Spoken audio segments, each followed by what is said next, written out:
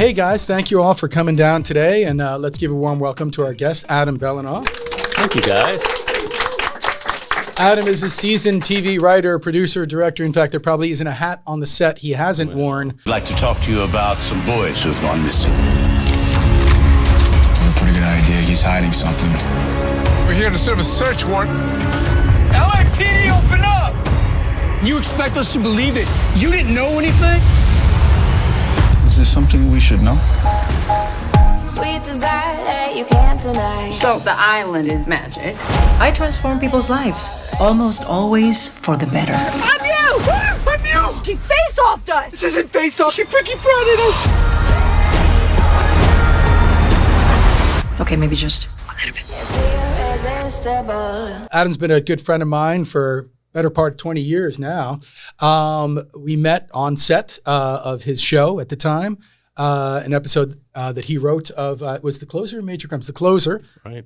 Which is one of the many shows that Adam has worked on. But I want to pass it over to him for a second. Adam, can you give us a quick background on yourself, where you're from, when you got out here, the whole deal? Oh gosh, I don't want to, spend an hour telling you about my life, but just give you the quick story. So I grew up in New York, in suburban New York. I went to college in New York at Columbia. I produced and wrote a little show there called The Varsity Show with some friends, and knew I really wanted to be a writer and a producer. And I graduated and produced a little off-Broadway review with some friends, and then started to wonder, as I became a cater waiter and worked the night shift as a legal assistant, what I was going to do with my life.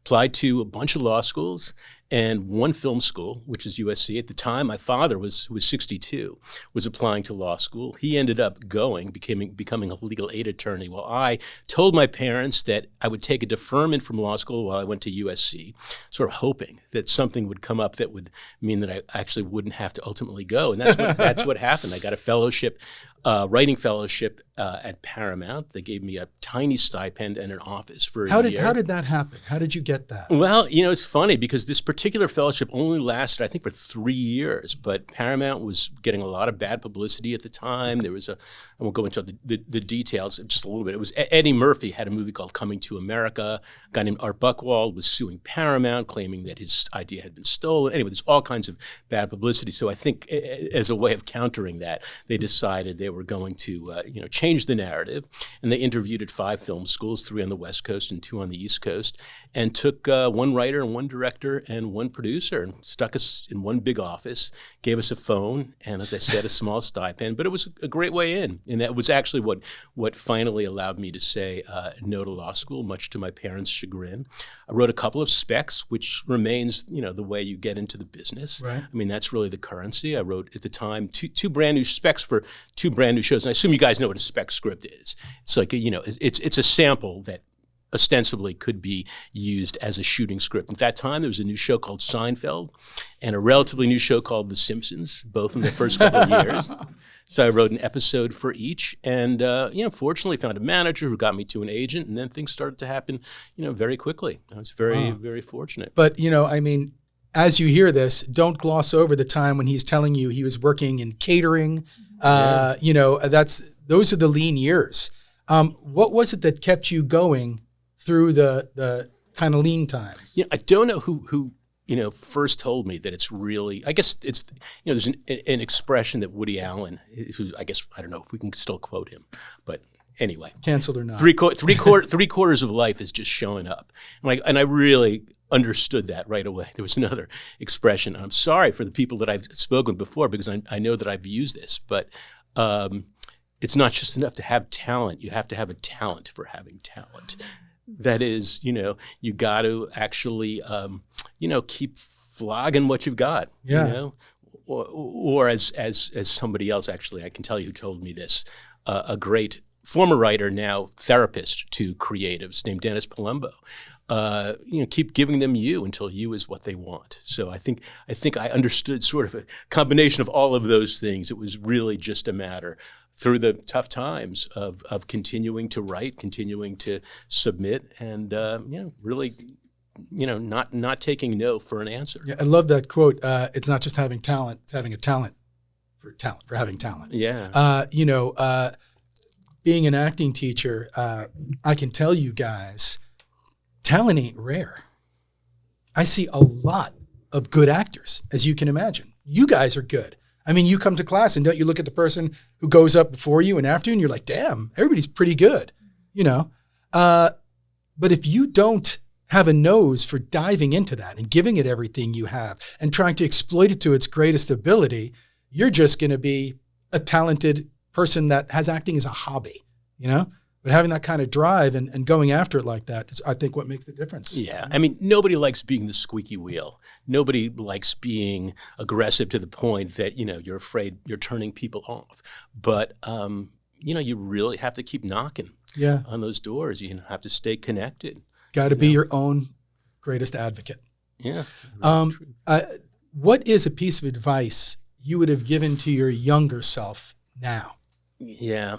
I think I wish I had early on more faith that things were going to work out, because I think it's very easy. And I was always a worrier. I think it's very easy to get in a really, down place. And, just speaking to you guys today, I'm sure there are some of you who are questioning, choices you've made and all these things.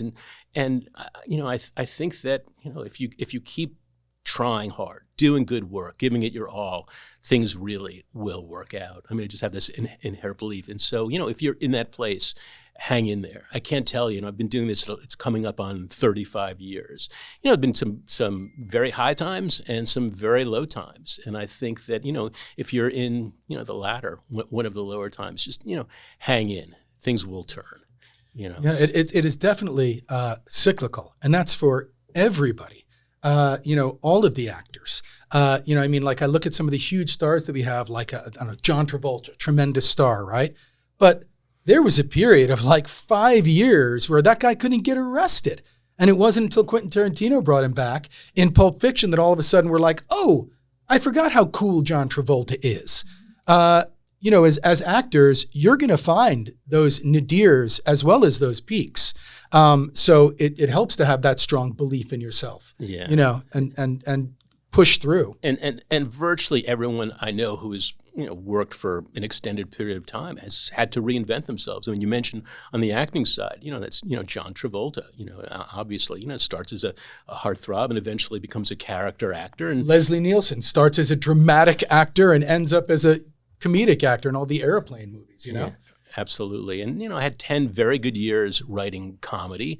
And then comedy went through this complete upheaval, when reality came in the late 1990s, early 2000s. And suddenly a lot of people I know who'd been making great livings on big shows like Frasier and other things were all, looking for work. And I think the first that I can think of in my circle who had made the leap into 1 hour. I certainly have a lot of friends who ultimately, followed into that world. But, it was a big change. I was lucky that I, found it, but it was really like starting from scratch halfway through my career. So to make that pivot, make that change. I mean, that's like reinventing yourself in a way. Yeah. And I think it's, I really had to sort of read the market and also sort of ask myself, really what other talents, proclivities that I have, and could I be a 1 hour writer? And I took a leap. And fortunately, I had. The answer was yes. By the way, the answer was. I was lucky, and I had mentors. James Duff being a big one who created The Closer, and then later Major Crimes, who were willing to take a chance on me when I really didn't have any credit on that side. And then you moved over to. I mean, what would you call Fantasy Island? I mean, it's a 1 hour, but it's not like a 1 hour drama. It's kind of a mix of all of it. It's got comedy and drama. It's fantasy and dramedy. It's really it's its own beast.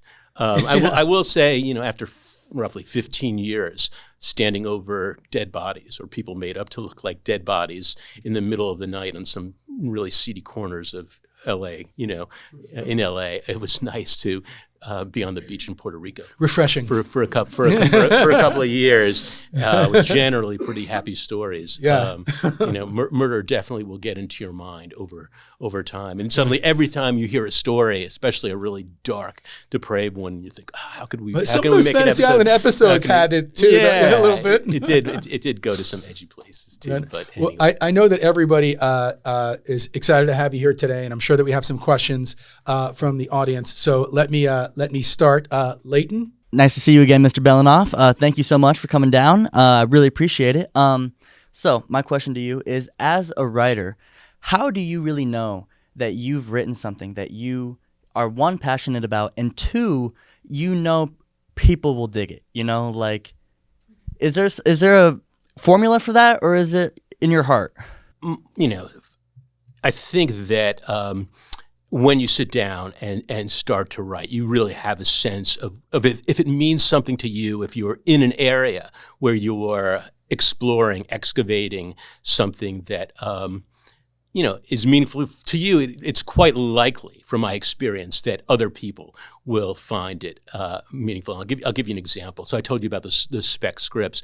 I had a story for years in my life, which was, and I've told this story, before many times. I'm sure I told it to those of you who were in my writing class, that I had a girlfriend in high school who would reappear in my life, and things would always go terribly, but I just couldn't resist. And friends would say, like, why are you doing this to yourself? And I was just sort of always hoping that things would turn out differently. And so when I was looking for a story for a Seinfeld spec, I thought, gee, wouldn't it be interesting if Jerry had this same issue? So I was starting, the acorn, if you will, for the oak was something that really had personal resonance for me, and it's a leap of faith that others will find it. But I was fortunate, because I don't know that script was necessarily the funniest spec script that was floating around, or stood out in other ways. But there was something, I think, that people responded to. I think there's something universal in a story like that, and again, I think beginning with something that means something to you. So if we're talking about writing, keeping track of those things. If it's, a hot memory or a hot story that is the kind of thing that, while you're sitting down with friends over a beer, it probably has some value. Yes, and I think it's so much easier to start with that and to use, that kind of experience as your guide, your compass, through a largely fictional story, because you always have that to come back to, as opposed to, inventing something entirely out of whole cloth. That's such wonderful advice, and something that we talk about all the time when we're trying to break down scenes and auditions and the characters that these authors have written. We have to recognize that oftentimes they are writing from themselves.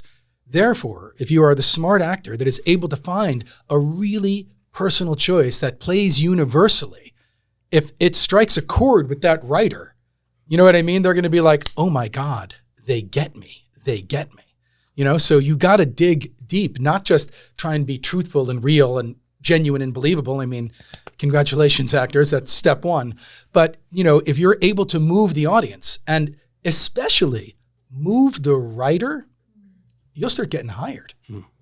Good. I mean, I will say that there isn't a leap of faith at every point along the way, because when you write a joke, it seems funny to you, and often it is, and sometimes it's just not, and it's just something that you saw that nobody else seems to be seeing, and that's painful too.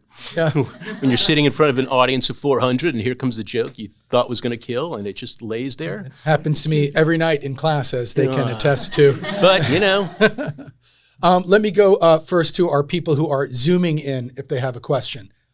Jonathan. What are some of the $1 million acting choices that you've seen just being in the room, working with actors that, maybe got them the job or that really resonated with you? Interesting. Well, I had not heard that phrase before. So essentially, that transcendent acting choice that you didn't expect. Well, it goes back to, we had spoken about Ariel Winter, who was auditioning for Modern Family. Right. And she only had 5 lines in the screen test, and they put her in front of this giant soup pot. And she's like, how am I going to have any impact in this scene? And the scene was between the mother and the other daughter and Ariel, and she's being a wise guy trying to get them to fight. So, being the smart actress, she reached over and took out a big wooden spoon and started to slowly stir the pot, just like her character was stirring the pot between mother and daughter trying to get them to fight. And they hired her for that series, and that show ran for a long time. So at the end of the day, this was a multi-million-dollar choice. Yeah, you know? it's amazing. So yeah, but Understood. what have actors done that have stood out to you in the room where you're like, that is the guy? You know, I mean, every now and again, but it's happened. It happens with some small frequency. Somebody takes a scene that you think you understand how it should be played and how it's written, and just reinvents it in a way where something is revealed that you would like to think you knew was there, but is suddenly shown to you. And that is an amazing feeling as a writer. I will say something. I'm going to pivot a little bit because I know I've said this in previous. Let me see. You got it. No. I was very surprised when I first started speaking to actors how many times it was suggested that it was sort of an adversarial process in casting. It felt that way, and I get it because you'll see half a dozen people lined up against a couch. You've got these cameras facing you, and it just feels like a bit of a firing squad. And the truth of it is, and if there's one thing you guys can take with you today, it's just that we're really rooting for you.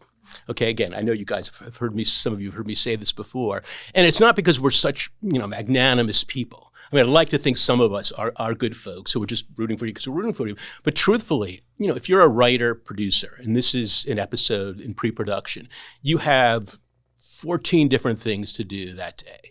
You're going to be meeting with costume people. You're going to be meeting with locations, set design, all those things. Maybe you've got scenes to rewrite, and you've got a limited amount of time to be in casting.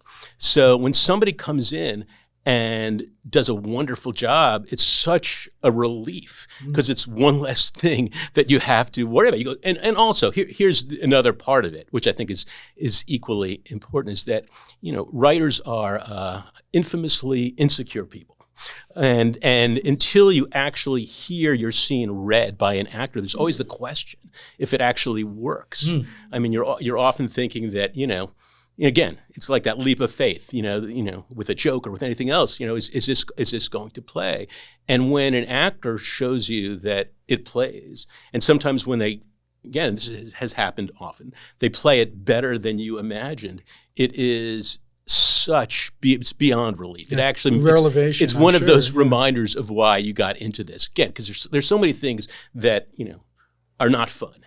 And part of it is the continual pressure one feels. You may have heard it said that producing a TV show is like being on a train, moving 60 miles an hour as you're laying the track in front of you.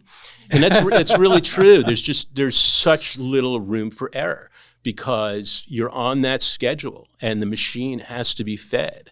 And, in the, instances where someone was just reminding me yesterday of an episode that we did on, I guess it started on it was the closure and it became Major Crimes, the spinoff, where we lost the guest star and leading guest star, Andy Daly, days before we were about to go into production, which was going to mean an entire rewrite of the script in a question of hours. And I actually got a hold of Andy and we were able to sort of work things out. But that's the kind of pressure you're on, under. Yeah. It's not like a film. When you go in for a TV show or a streaming show, they're shooting in a few days. Like if you book it in that producer session, you're probably going to wardrobe tomorrow. You know what I mean? So the pressure has got to be, you feel the pressure on you. Imagine how immense the pressure is there.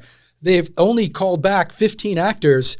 Please, God, Jesus, Mohammed, whoever I have to pray to, let one of them, get it, right? Yes. And I mean, every now and again, it happens that you are literally casting somebody in the morning to shoot that day because you just have not found that person and production has started and you're literally under, that kind of pressure. So anyway. I love that idea that the writer is hoping the actor comes in and does his part, which is to find something in there that's going to work with the story. It's going to work with the plot. That you're doing your part, not being truthful and honest and real and reading the lines. That's his part. You're doing your part, making it come to life. Yeah. Nesma, I remember earlier this year in our writing seminar, you told us that we should always just write, whether that is in a journal or ideas that we want to delve into more. So I understand that you're working on a new show right now, producing. There's actually there's a couple of different projects that I'm developing and pitching. One is very close to me. I don't know if it's going to go forward, but I mentioned my father going to law school and becoming a legal aid attorney. Ultimately, he had a quintuple bypass, so he missed a semester, but he took the bar at 66 and spent almost the next 20 years as a legal aid attorney. And I've often wondered, had we actually gone to law school at the same time, although he went to law school that was 10 miles down the road from where my parents lived in Westchester, and I was looking at it was very, very fancy law schools, what it would have been like if we'd gone together. And so it's a sort of father-son legal drama about two novice lawyers, except one of the novices is in his 60s. So we'll see if that moves forward. And there's another. I like that idea. It's very close to me. So we'll see. It's registered, so don't even try. Yeah, exactly. Hey, you know what? If you guys can do it better than me, I say God bless you. It's all in the, and that's another sort of truth is that it's really about the execution. I think everybody and their uncle has an idea for a TV show, and then you sit down and try to write it and realize what that means. Execution is a lot. And then there's another project, which is actually about actors, and it's set in the 70s, and it's about a traveling theater troupe, and I'm working on it with a couple of guys. Well, I think I speak for everybody here when I say if you ever need to hear your stuff read, this group would gladly assemble free of charge and do reading of it so you could hear your stuff back. That's if you great ever to wanted. know. Am I right in that assumption, by the way? Yes, yeah. I thought so. But Paola, did you have a... Well, before actually, wait, I had a little bit more to say. Yeah. So I really do think that given unless you're an actor who is a lead on an ongoing show, or you've got a tremendous feature career going where you're always working, most of the actors that I know have downtime, and I think it's really important that you find creative ways to fill that time and keep the machine going. And one of the reasons why it was so nice for me to work with actors who are interested in writing is because I really do believe, the same way that as an aspiring writer, I was required at USC to take an acting class to understand that part of the process. I think it's very valuable for actors to understand it from a writing point of view, even if you don't ultimately, if you don't have an ambition to ultimately be a writer. I think it really helps you build your skills. And who knows, there's so many stories, as you guys know, of actors who have written the project that has catapulted them, whether it's Sylvester Stallone, Damon, or Affleck. Exactly. So I think that, again, as Nesma said, if it's a journal, if it's story ideas, really just keep the creative juices flowing. I think it all works together. It's a great creative synergy. And before Paula goes, I just want to say, almost every person that is in a very high point in their career, like Adam or Owen, who came in, I hear a lot of the same things said. I heard Owen say the same thing. As a director, he said, I took acting classes, didn't want to act, but I wanted to know how to communicate with actors, what goes through the actor's mind, how to better work with them. Now you hear a writer saying he did the same thing. So as actors, if you don't write a short and shoot a short, how are you to know what goes through the writer's mind? How are you to really, truly know what the director expects from you? You can always just reason it, but it's always just a guess. I think it's super wise. And yes, your first thing you make is probably going to be a giant steaming turd. But the next thing might not, and you're going to learn and glean so much from it. I think that's super fantastic advice. I hope you guys yes. She actually has a question. She didn't ask the question. Oh, we didn't even get to your question. So my question is, like the things that you're working on currently, the projects, let me rephrase. What was the process? Did these things come up years ago and you revisited them? Have you been working on them for a few years? Are they random? Yeah, so both of those ideas that I mentioned, both the legal idea and this one about the theater troupe, are ideas that have really come together in the past year or so. But, again, the story of my almost going to law school and my dad going to law school and all of that has been brewing for a long time. I mean, I would say that, if we have like these the primal stories, central stories to our life, that would be one, or that area is one of them.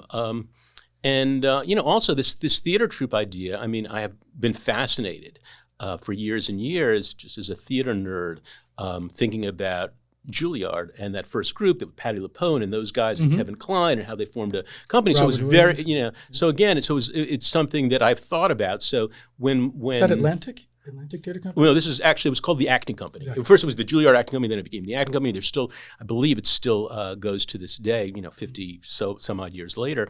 But, again, something that I had been thinking about. And when something's, has been in your imagination for years and years and years, it's easy to sort of come back to it. But so what happened was, Michael Pressman, the director, and he's a writer as well, had, we were developing something else entirely that kind of didn't pan out, and said, he at that point was watching Mozart in the Jungle and said, gee, something about students, and that triggered something for me. And then it goes back and forth, like, the way you tell jokes, again, around a, or the way we do in class when it evolves. Somebody has a choice, try this, try that, try this, try that. And what about this, and what about this? And as I told you, my agents, managers have chimed in with their thoughts, and it all, it's a very organic process. So how do you decide? Because I mean, I imagine as a writer, you must have so many ideas swirling around in there, all jockeying for position, saying, write me.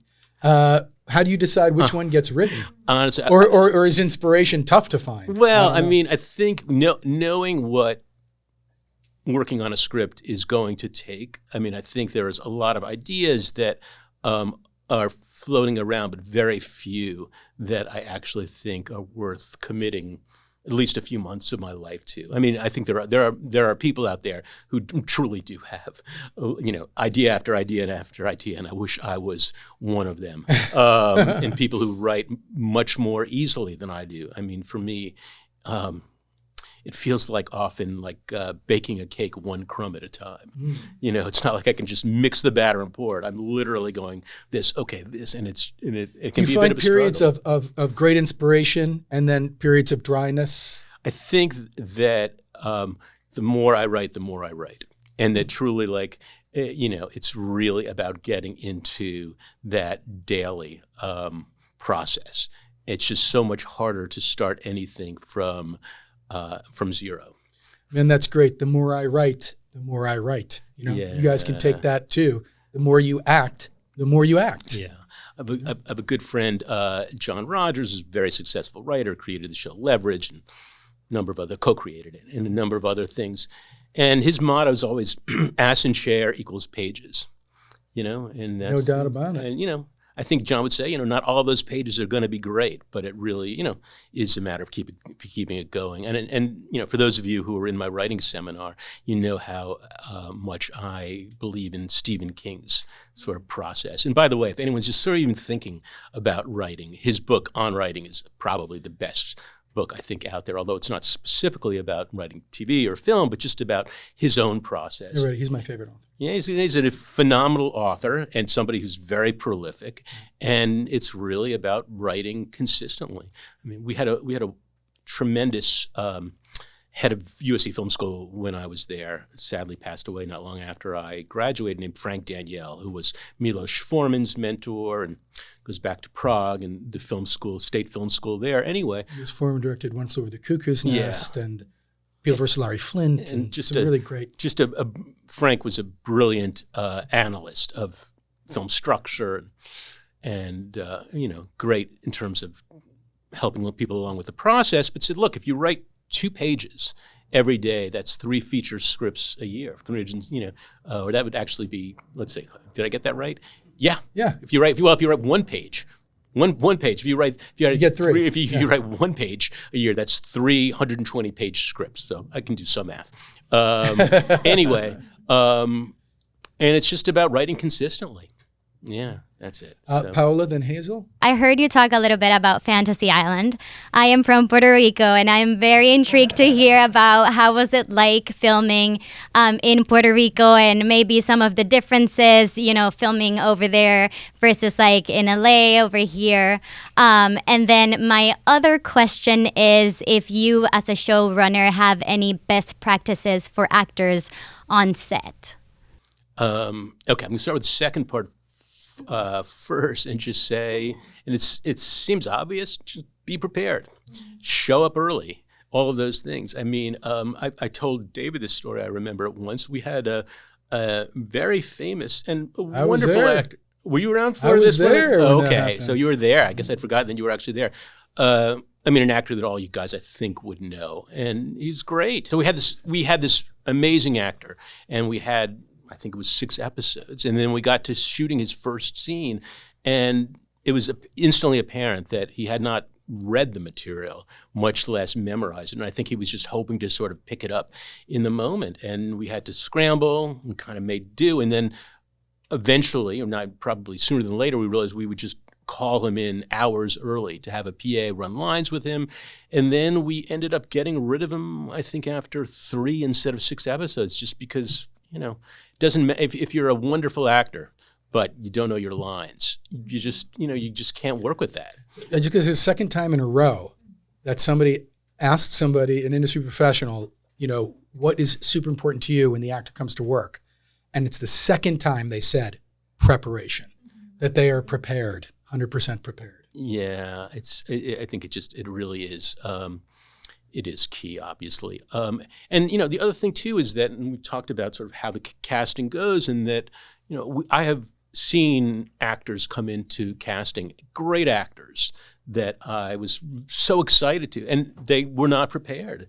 And, a big part of our process in casting is to see a performance that works and then just take it as it is and hopefully just move it to the set, because that's the way things are. We just don't have the time. And I don't know if any of you guys have shot any 1-hour dramas or before, but if you get let's say it's a 7 o'clock start, and we'll call actors for 6:40 read through, and we'll read through it once, and then we'll put it on its feet, and then we'll have the crew watch, and then at, let's say, 7 o'clock, actor goes off to makeup and hair, and then maybe at 7:40 we will regather and we'll get the first master shot, and then we'll do the close-ups, and then we'll turn it around, let's say, by 8:30, 8:45, and by 10 o'clock the scene is shot. And if that was your scene, you're on your way home. And that's really it. I mean, that's the process. So it's not like doing a play where we've got 6 weeks to work on the scene and get it to that right moment. Again, it's industrial entertainment, right? I mean, and again, as I've said a few times now, it really is moving very fast, and it's very expensive. Here's a story that I know I've told before. I'm sorry for those of you guys who've heard it before, but you ain't boring nobody. Go okay, ahead. All right, thanks. Apocryphal, perhaps, story. I think I actually. Well, I won't say it told to me, but it goes to Lady Sings the Blues, which I believe Berry Gordy was producing. And the director was just sitting and thinking, and Berry Gordy pulled out a $100 bill and lit it on fire. And the director said, "What are you doing?" And Berry Gordy said, "Same thing that you're doing." I mean, it's $100 every however many seconds when you've got a full crew and you're paying for all of that. I mean, clock is ticking. So, so preparation is key. And what was it like shooting in Puerto Rico? Okay, well, short answer is it's a gorgeous place, and I love the people. The biggest difference from shooting, in Los Angeles or shooting in New York, for me was less about Puerto Rico and about the fact this was a very low-budget production. Mm-hmm. We didn't have any money to have a soundstage or anything like that. So you must have been at the whims of the weather. Well, we were really on location in both years. At the set. I'm sorry, at the hotel. And you went in after the hurricane, right? Like yes, this was right this was a few years after the hurricane. In fact, the hotel which was our base for the second year was the Conquistador, and it had been decimated, and only really half of it had been restored. So we were actually staying and shooting in the part that had been during that. But we didn't have access to a prop house or a wardrobe house, so everything that we just couldn't find on the shelves, we had to bring in from New York or Miami, which was a whole process in and of itself. And it was challenging. Yeah, shooting on an island, I would think. Like if you need a hot dog cart umbrella, you don't got one. Like it's got to be shipped in. What challenging. So that part was tough, but wonderful people, beautiful island, and I'm envious that you got to grow up there, I guess. Fantastic. So, Hazel, I know that you have a question. As a writer, when when it's time to sell your idea or your script, and you kind of have to come up with like an elevator pitch, what is some advice that you would give a writer to come up with a quick but still captivating proposal for their idea or script? I would say that personal connection that you have with the material, what brought you to this, what excited you about it, is something that you really want to drive home right from the top.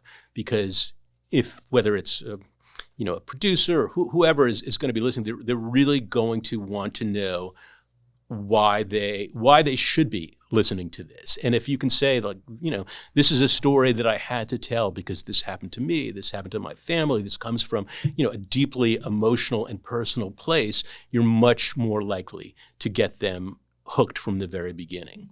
So, for example, I told you this story about my high school ex-girlfriend or whatever, and I think perhaps you can tell me that when I said it, you instantly are thinking, oh gosh, I had somebody like that in my life. And suddenly people are connecting on a human level. They're not just hearing this abstract story, but they're seeing you and relating to you as a person who's been through something, perhaps, in your personal history that was important to you. So I think that I would start from there. And practice a lot with friends and other people and see what kind of feedback you're getting. But I think that's probably I hope that's good advice. What type of questions should the actor be asking the director in this preparation process? I think in truth, I think you're going to have a very limited, if it's a typical 1 hour drama, you're going to have very little interaction before you get to the set.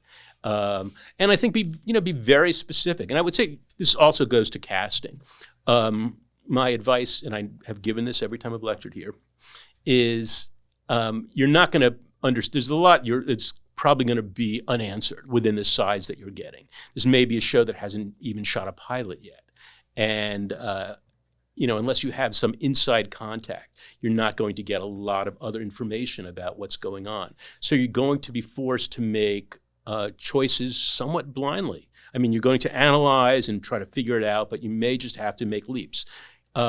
Make strong choices, make bold leaps. And at the same time, the flip side of that is be prepared to change on a dime. You can say, okay, you thought from the pages that this is a shy person who's and very reticent in how they're delivering this. And they say, well, actually, we imagine this to be somebody who's very assertive. So be prepared. So, when you look at those scenes for casting, really, think of all those possibilities, choose one, but be prepared to flip it entirely should that be required. Something else, I'm going a little bit afield here, because people do ask me, if you have an idea that, for a line or something, you want to pitch something in the scene, personally, if somebody had a great joke that they wanted to add, I never was so precious about my material that it bothered me. But be careful. Some writers, some writers do, and I think really your responsibility is to deliver what's there. You're going to get in the span of your careers all ranges of material in terms of how you would assert its quality and how good it is. Give it your 100% no matter what. If you may very well shame the writer into rewriting something that doesn't work. It's funny you say that because I have actors ask me all the time. They say, hey, I have a great idea for a line. I want to add it. Can I add it? My answer to that question is always the same. And the answer is, yeah, but it better be a winner. You know what I mean? It better be a winner, because if it's not, it's game over. You know, nobody wants to try and be one-upped. But if there is something that works, first of all, I say if you're going to do something like that, try and do it in your moment after. You know what I mean? Try and do it in your moment before. Let the writer know, you know, I know where I'm coming from. I know what's going on. But in the scene, I agree. I think the challenge is to play with the tools you're given, and you're given the same tools everybody else is, you know? Yeah. But in between the lines, taking beats, making choices, that's all you. You know, that's all you. And yeah, I agree. And, you know, read the room. You know, in that situation. And if you guys have that sort of thing where you say, gee, I had a notion, can I try this? You know, and they give you the go ahead, then, you know, all is great. And in terms of questions you may have about the material, I think it's totally fair to come in with a question. You know, I mean, I wouldn't come in with 6, but if it'll really help you to know something, you've really thought about it, you know. But like Adam said also, if you do have that question, be specific. Don't come in there and they go, you got any questions? And you go, yeah, in scene 1, or actually it's 2, at the bottom, when she said, if you have a question, because on the set you can't do that either. You know, they're going to be going, oh God, come on, we're going in a meal penalty. We got to pass it on over to Okay, one last thing I'll just add though, before, because I know you talked about talking to the director on the set. Well, they liked what you did. So you're showing up because you gave them something in the room that they thought was very much in the zone. Again, you know, if you have a very specific question to ask that will really help you, then I would ask, you know, that question. But also, you know, keep in mind, the director has got 100 people who are waiting to get, who are going to ask him, you know, she's going to bang a stapler. Did you bang the swing line? Did this black one? And he's got a million questions that he's asking continuously. So be very focused and, you know, I think you'll be okay. Go ahead. I know we're talking so much about how important it is to kind of study directing, writing, going into kind of every single avenue that takes place on the set. I wanted to ask you, is there anything else that you want actors to study, like learn before they come on set? Any other part, like piece of the pie that you wish that they knew a bit more about? In terms of homework specifically that they should know about. You know, I mean, I think in a few very specific instances, there was somebody that we cast, and I would suggest a certain thing to help, enrich their understanding. But again, you know, if they've been cast, they're already close to it. And, you know, if this were a running role and it was important that they understand something about the dynamics of the show or something like that, but it's, I think, somewhat rare. It's really only in very specific circumstances where we've given somebody additional work to do before they show up to do it. But good question. Chandani? When you're writing or in any creative space and you do have a block, what are some things or activities that you might do to kind of get over that or just get out of your head or get more on your head? Well, it's specifically about block. And I know there's a lot of talk about writer's block. I mean, for me, it generally means that I have not defined the parameters well enough about what I am trying to create. I mean, I just don't understand the characters. I don't understand the situation, that sort of thing. So I think it generally means taking a step back. And my general experience is once I start putting more flesh on the overall bones, it becomes much easier to drill in on a particular scene or the plot. Now, it's much easier not to write than to write, for my thing. I can always, for me, it's going to the piano or, go and get exercise. I mean, there's a million things that I would probably rather be doing at any given time. So really, I think it's, it's just discipline. I mean, I think a big reason why a lot of people have writing partners is it because it forces them into accountability. And they know that somebody's going to be showing up here at 10 o'clock, and that's what it's going to take for me to move the project forward. So, and it's tough too, because when you don't have strict deadlines, unless you're just a very proactive, person, it's very easy to let things slip. So, especially when you run into some writer's block or something to say, well, I'll go out to lunch and relax. But if you're sitting in an office across from somebody working together, you can't really do that. I think it really comes down to, just sitting there until the beads of perspiration and blood appear on your forehead, and then work. And again, I think as my friend John says, ass and chair equals pages. Yeah. So literally force yourself to look at that blank screen until you can't. Writing a bad scene is better than writing no scene. You can always rewrite, But to not write. Very true. So it's keep that machine humming. Right. A poorly written script is better than a fantastic idea. Yeah, keep the machine going. Yeah. Miley? Okay, so as transitioning from TV networks being popular to streaming services, has that changed how you write or produce, or writing and producing in general in the industry? Yeah, it's a good question, and I can really only speak to it from what I've heard from friends, because everything I've worked on has either been for network or for cable, and I have not worked on a streaming project. Well, when streaming came along, there was a real issue with very open schedules where people were working on relatively short orders, and they were spending a year or two on 6 episodes, and it really became an issue for writers who were doing a tremendous amount of work and really not being fairly compensated, or at least compensated the way that we expected to, in the more traditional media.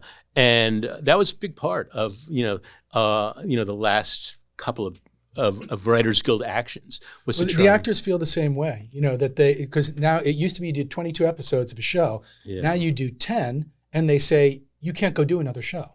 So you can only do 10 episodes, which, on a network show, there were reoccurring characters that did more than 10 episodes. Right. So I think so. Obviously, that affected our own fiscal health, because you could count on so many episodes, and when you're paid as a writer producer per episode basis, you could count on a certain take for a year. So that's changed. In terms of budgets and other things, I think there was a time where the budgets were more than ample. I have a sense that things have really tightened up a good deal as a lot of the post-peak production, streaming. It kind of seems that now that they've all become profitable, they're putting a little more back in. Because, I can remember, I'm sure you can too, when you'd put on Netflix, and each month there's 9 series dropping, full 10-episode series. And now it's the last series I saw drop on there was from the 1970s and translated from Dutch. So it's, production has really gone down, but I think now they're going to put more into it. So there's a threat of another strike, the IATSE strike possibly. Yeah, it's the year since the strikes, the actors and the writer strikes, have been settled, have been challenging.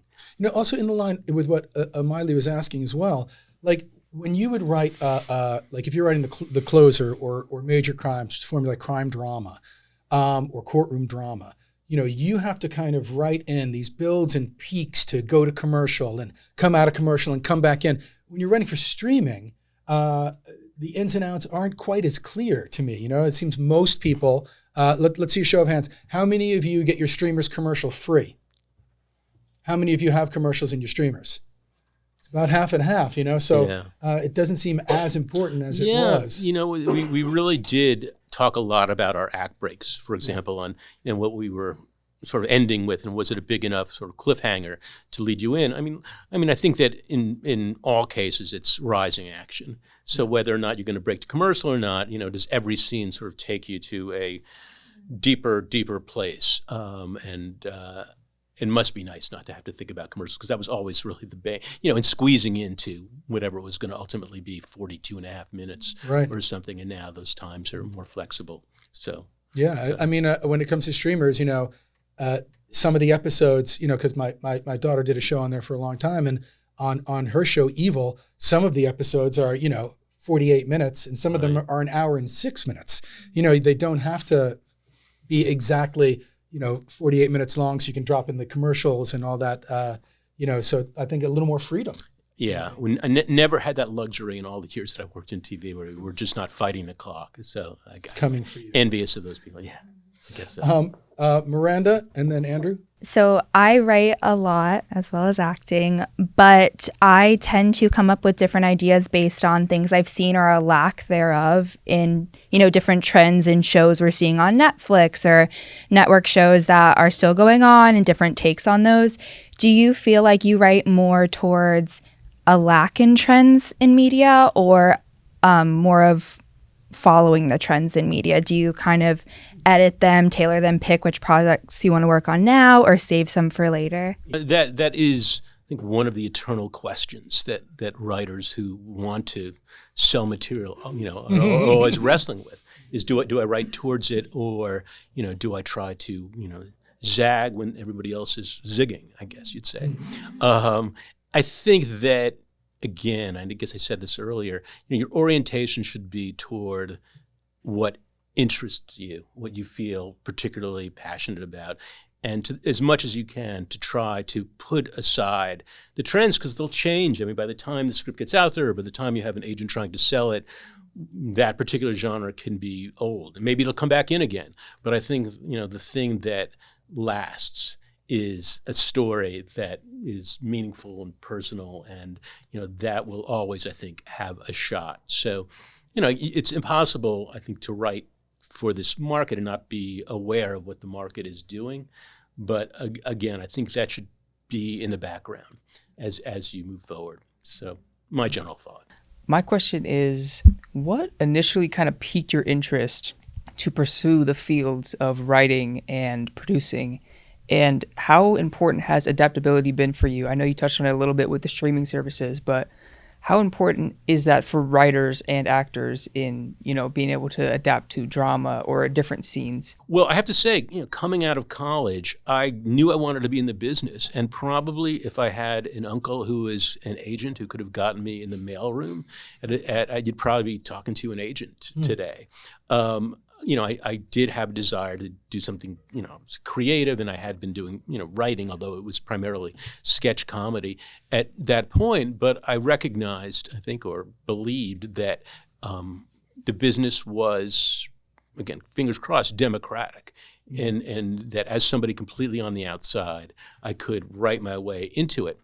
And so I had and I knew that, the currency were spec scripts and that I could write a spec. And if it was good enough, hopefully it would open doors. And I was fortunate that it did. And, things, built from there.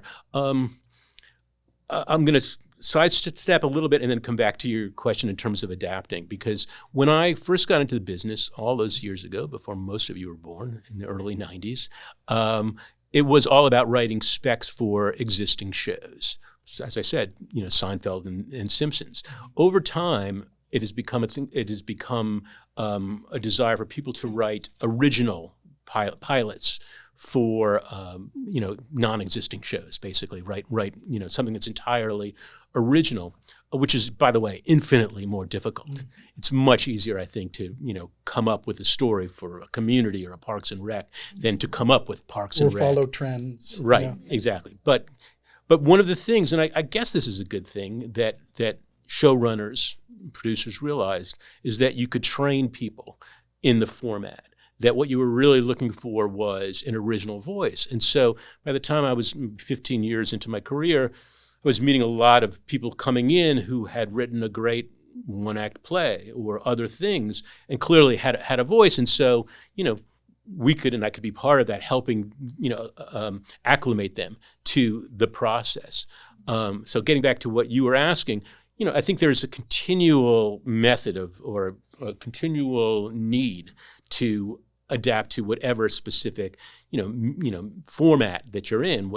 I was not a murder mystery guy. I think I'd read a bunch of Encyclopedia Brown books when I was in Presumed Innocent, and that was sort of it. So for me, it was, coming from all those years of comedy, really learning this very, very, different form. And actually, as it turned out, as someone who always loved to write comic farces, which are really all about construction, I found that I had somewhat of a facility to construct a murder mystery. Again, it's really about construction, hopefully good construction. Well, yeah, it was good construction too, because of his roots, nothing exists alone as just drama or just comedy. And because of his roots, he's able to add wonderful levity to these characters, which makes them dear to the audience, makes us care about them. Well, thanks. Like, what's his name? Provenza. I mean, that Provenza guy. and Flynn. Yeah. In my very specific case, I was brought onto the closer at the beginning of the second season because I had a comedy background. And I think Greer Shepard and James Duff, and Mike Robin, who had created and were running the show, believed that I could bring a certain amount of levity. And so I was very fortunate because I was able to write a comic episode within a drama. And I will tell you that the bar is lower when you write comedy. I think a B- joke in a comedy may play as an A- joke in a drama because people aren't expecting it. And we're looking for a reason to go, sometimes, you know what I mean? If it's a big, heavy story, we want to laugh. We want to. So, and it really became a real sort of part of the show where every season we would write sort of one big comic farce, and I really enjoyed doing that. And for me, one of the amazing pleasures of working on that show, or those shows, because it was the closer and its spinoff, was being able to write things that I never thought I would be writing: car chases and dark, really. And also, hard when you drama. have that one episode a season, like where you're like, we're gonna do a comedic farce for this one episode, the audience loves that too. It's like, guys, can't you remember when you watch Friends and there would be one episode where all of a sudden they'd be outside for the episode instead of in the apartments, and you'd be like, oh, this is so great. We also like those. The audience likes those departures. And they became known as the Provenza and Flynn, who were the supporting characters, part of the group, these older detectives.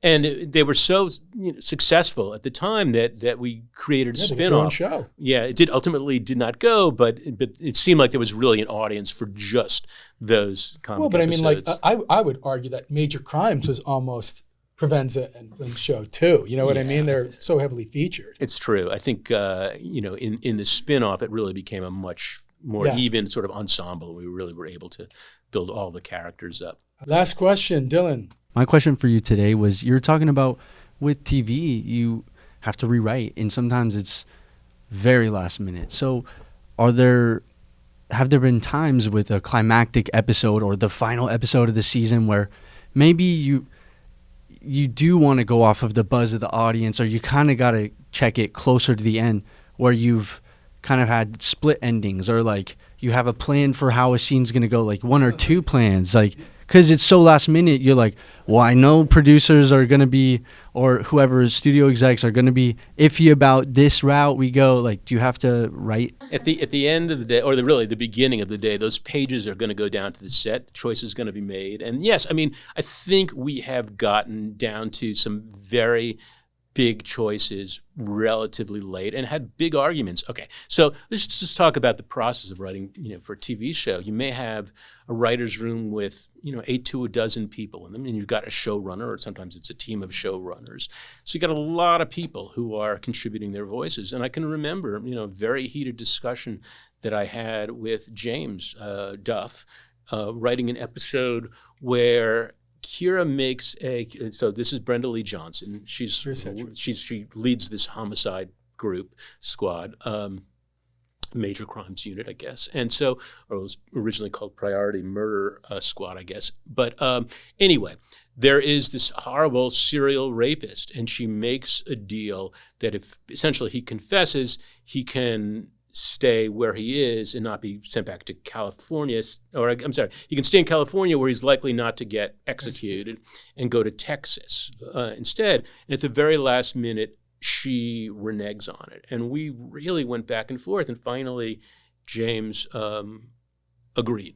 And I think it was because at that point we had worked together for years and years, and he really gave me dispensation to do it. And ultimately, happily, he thought it was the right choice, although I don't think he thought it was the right choice when we shot it. I think he was really taking that leap with me. And that's really how I think that's really how a lot of things happen in the writers' room generally, in that they're argued about, but the showrunner does have the final And then that's decision. a risk. I mean, that happened to pay off well for Adam because it played well.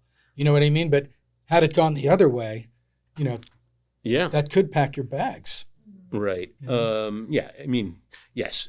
Fortunately, it all worked out. I'm going to sort of, again, I've done this several times, sort of sidestep a little bit to talk a little bit about the process of being in a writer's room. One of the great things about it is that you have this brain trust of, a dozen people to help you work out your story. The real downside is that you ultimately have very little authority. Particularly when you're not, showrunner is getting notes from the network in the studio. He can push back a bit. If you're working underneath that showrunner, if that showrunner does not agree with you, you have to accede to whatever their particular demand or whatever their taste is. So, if you ultimately want to write stories that no one else will have a hand in, then you have to write a novel, I think, or just develop the kind of yourself, or develop the kind of power where you can really, and I think very few people actually have that power. But it's a lot of negotiation. So we will negotiate right up until it goes out. But when it goes out, that's it. Then it's out. Then it's it. Well, can we thank Adam very much for Thank coming you, down guys. today?